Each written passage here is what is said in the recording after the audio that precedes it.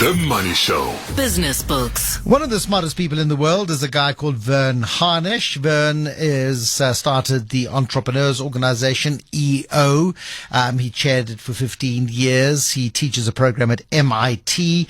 And he's written a recent book, part of his Rockefeller Habits series called Scaling Up, how a few companies make it and why the rest don't. Pavlo will regularly tell us that 94% of businesses started will never be sold.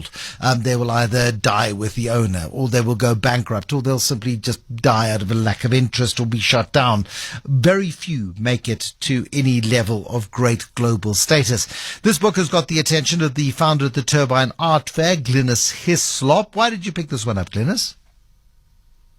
Well, actually, I suppose that I might be the founder of the Turbine Art Fair, and that's my passion. And don't forget to please come on the 27th of July when we open at Hyde Park. What time, Glynis? And can children come? Yeah, 27th of July at Hyde Park. Very good. Got that? Yeah. Of course, children can come, and it's open for 3 days, and we'd love to see everybody. But my real business is actually running a venue and events business. And you probably know that in COVID, I think that the events industry was probably the hardest hit of just about any industry. We weren't actually legally allowed to trade for about 2 years. So this book is interesting. I found very interesting. It was actually suggested by a fellow member of the WPO, which I belong to, and I found it interesting because it talks about how to grow your company, and it simplifies. It's actually really a blueprint for growth, and having gone from, even though we've been in business for 20 years. Obviously, being closed for 2 years, you have to reimagine and relook at everything in your business. But it's a lovely, simple book that puts things in perspective, simplifies the process, gives you some underlying principles, gives you some great case studies and simple ideas. And yeah, I just found it. If I'd implemented everything in the book, we might be really, really successful. And hopefully one day we will be. But here's Verne Harnish, who is one of the smartest people in the world. He celebrates entrepreneurs. He celebrates risk takers. He celebrates people who put their money behind their ideas and raise capital to build great businesses. What is he sort of, without giving away, I suppose, the nub of it, but just it's the sense that there are very few companies, and we see it all the time. You know, people who've failed in business and have seen their businesses go down. You've seen people succeed. Why it is that some do succeed and most actually fail? And it comes down to, I think, 4 key points that he talks about. He talks, and as I said, he simplifies them so nicely. So he talks about people, your strategy, of course, execution. You can't have a strategy without executing it. And then perhaps the one we all ignore, or don't all ignore, cash.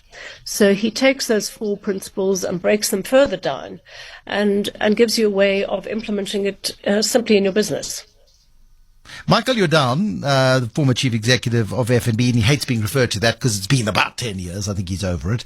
But he invests in companies, and like the Dragons do on Dragon's Den and similar TV shows, they look at the individuals and they say, I like that person. I hate the idea. We can work with that person, though we will ultimately make it work.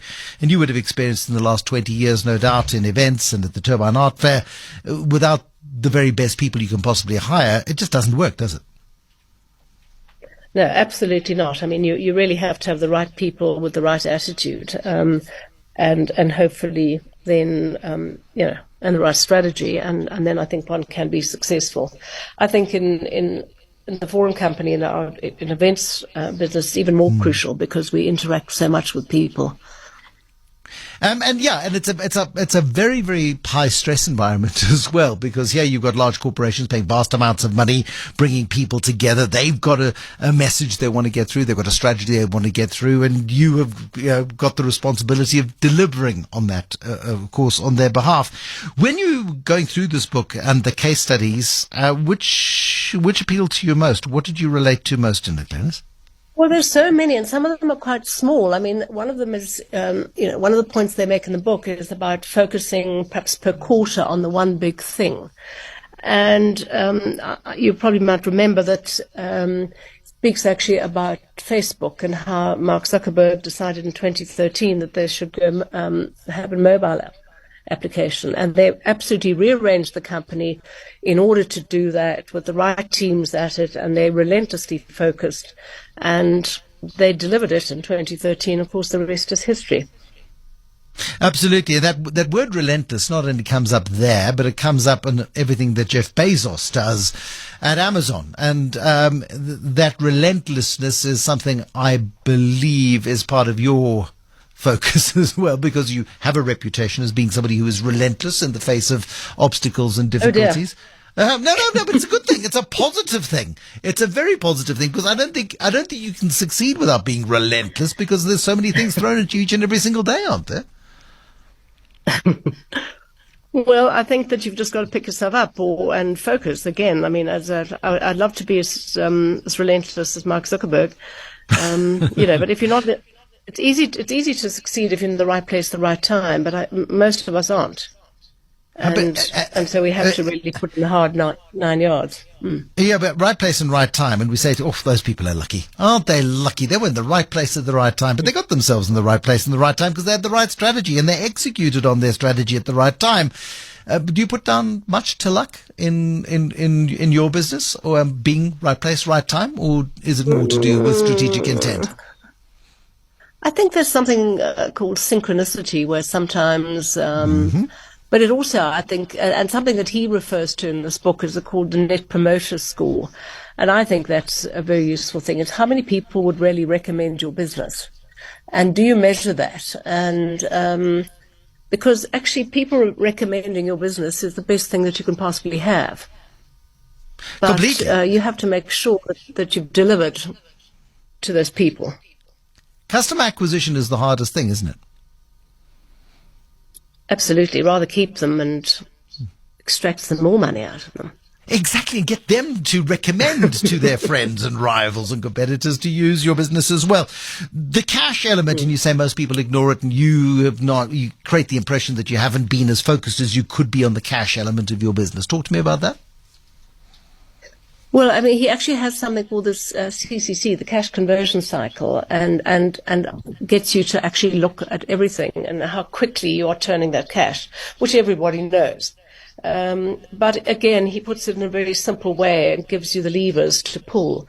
And it's one thing we haven't yet implemented, but I mean, we are planning to do that. And he also, the other thing about this book is he recommends other books, which are great to read, and he recommends articles and shorter articles that also sort of give you a succinct view of what he's talking about. So I think it's a great, easy read, this book. And it's also very generous because, as you say, he recommends other people's stuff. He's not saying I know everything. He's saying I know lots of people and I've done lots of case studies and I've seen and I've heard the stories, and these are what I think, but he has more of that. What I love about the book, for the little bit I've seen about it, is the checklists that he publishes and the one-page strategic plans that he publishes. Now, there is a risk of oversimplification here, or is it just simple enough? I think it's just simple enough, and it actually just gives you a framework, as I said earlier, to do. And if you just tick it all off and look at it relentlessly, hopefully one day it will bear fruit. But I mean, he gives you, as I said, so many real life examples of people who have and grown their business astronomically. I'm not hoping to do that. I'm just hoping to have a good business that makes people achieve their own objectives. Glynis Hyslop, thank you very much indeed. Glynis Hyslop, who, in addition to being the founder of the Turbine Art Fair, of course, also is huge in particularly Joburg's venues and events industry as well. Part of WPO, the Women Presidents Organization. I met some members of the Women Presidents Organization the other day. Remarkable women, mostly flying below the radar, not looking for attention, but very supportive, very well networked, an astonishing organization there, not unlike EO, which is founded by Verne Harnish, who is the author of tonight's book. It's called Scaling Up, How a Few Companies Make It and Why the Rest Don't.